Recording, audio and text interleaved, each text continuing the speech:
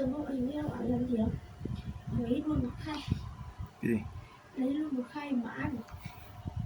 Hay quả ăn kiểu mình ăn tiền. Ăn hết rồi sao? Bao tiền khay? Bao một khay 5 quả chứ. Anh biết. Khay đây 5 quả. Chắc vậy.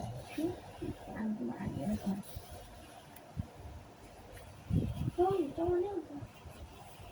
Mày lấy bao nhiêu quả? Ừ. Em lấy bao nhiêu quả? 10 quả mà đang thiếu hết. Rồi nhá.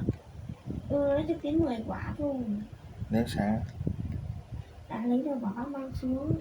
Nhưng hỏi con Trang xem là có ăn không tiện thì mang luôn xuống ấy. Nhưng mà không ăn. Nó ăn 12 mới mua. Mẹ trứng bây giờ nó đang bán 3.000 mấy, 3.000 mấy. Nhưng mà bác quả trứng này nó không loãng. Đúng. Mình luộc lên không loãng. Không phải, anh để nửa tháng mới loãng. Thì mình luộc lên nó có loãng đâu. Nó lại thích ăn trứng loãng, anh hiểu không?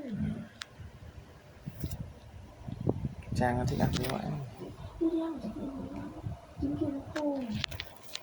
Mà trứng kia nó làm thì làm.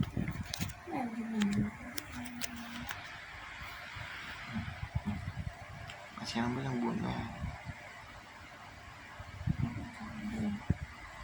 Này, anh không làm thì ăn vậy.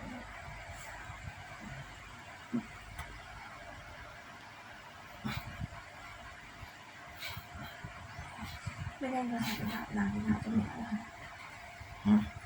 Bên anh có làm thế nào cho mẹ không? Có cái tháng bạc cho năm mình.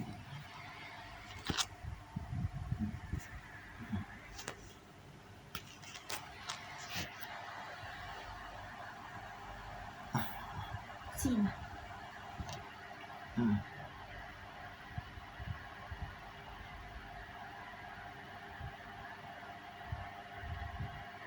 Các bạn đi cả cái vụ kia.